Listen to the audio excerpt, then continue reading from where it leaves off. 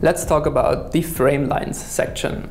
If you want to do changes to the Framelines section, you press on the lower left at the settings button, and then you can choose the Framelines icon to get into the settings.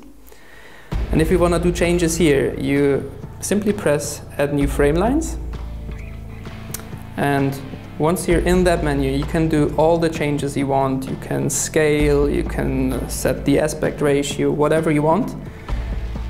Simply play around with it, do everything the way you want to do it, and once you're done, you can press on the top right the Save Setup button, and you automatically get back to the main screen.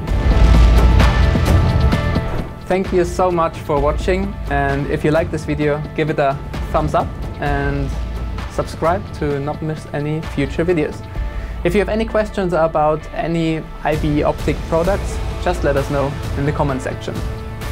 For more information about the Smartfinder Pro, make sure to check out the link in the description, or you can check out all the other videos in our Smartfinder Pro playlist, which you can find right here.